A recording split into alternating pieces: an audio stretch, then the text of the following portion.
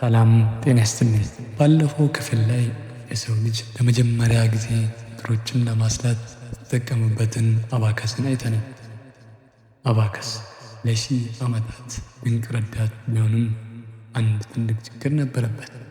እሱም በራሱ አያሰላም ነበር። ውጤቱን ለማግኘት የሰው ልጅ አእምሮ ድካም የግድ ነበር። ዛሬ ግን ታሪካችን ወደ 17ኛው ክፍለ ዘመን ይወስደናል። የሰው ልጅ አእምሮ ሳይደክም ማሽኖች በራሳቸው እንዲያሰሉ መንገድ የከፈተውን የ19 ዓመት ወጣት ታሪክ እናያለን።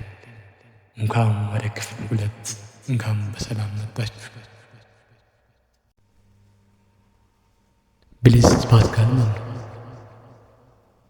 ብሊስ ፓስካል በ1623 ዓመተ ምህረት ፈረንሳይ ውስጥ ተወለደ። ገና በልጅነቱ አስገራሚ ተሰጥኦ የነበረው ሊቅ ነበር። ብዙዎቻችን ፓስካልን በሂሳብ ወይም በፊዚክስ ትምህርት እናውቀዋለን።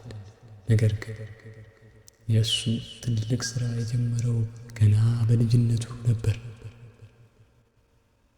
ፓስካል ይህን ማሽን የፈጠረው ለዝና ወይም ለገንዘብ ብሎ ሳይሆን ለአባቱ ካለው ጥልቅ ፍቅር የተነሳ ነው።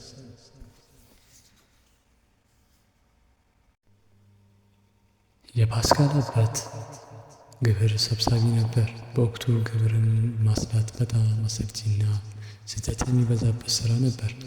አባቱ ሌሊቱን ሙሉ በሺዎች የሚቆጠሩ ቁጥሮችን ሲደምርና ሲቀንስ በማየት ፓስካል ይጨነቅ ነበር። ለምን አባቴን የሚረዳ ማሽን አልሰራም የሚል ጥያቄ ፓስካልን ለ3 ዓመታት ወደ ምርምር ከተተው። ፓስካል ማሽኑን ሲሰራ አንድ መሰናክል ገጥሞት ነበር። በወቅቱ ፈረንሳይ የምትጠቀመው እንደ ዛሬው በ10 የሚከፈል የገንዘብ ስርዓት አልነበረም። አንድ ሊቨር 20 ሱ ነበር።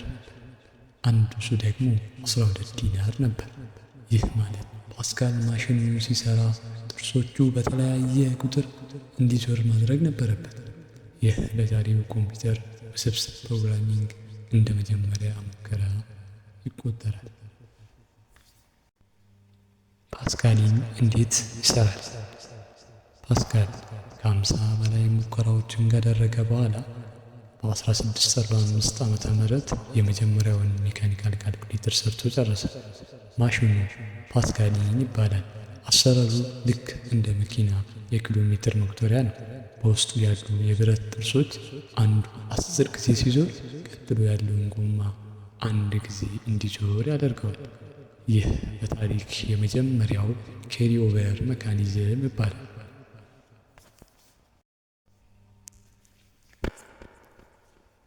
ምንም እንኳን ማሽኑ ድንቅ ቢሆንም በወቅቱ ብዙ ተግዳሮቶች ነበሩበት። አንደኛው ማሽኑ በጣም ውድ ነበር። አንድ ፓስካሊን ለመግዛት የአንድ ሰራተኛ የ1 ዓመት ሙሉ ደሞዝ ይጠይቅ ነበር። ሁለተኛው ደግሞ ማሽኑ በእጅ ስለሚሰራና ጥርሶቹ ከብረት ስለነበሩ በቀላሉ ይሰበር ነበር።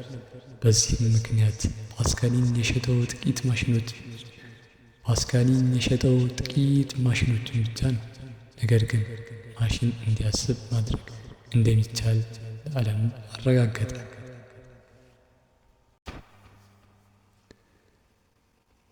ብሌዝ ፓስካል መደመርና መቀነስን አስተማረ።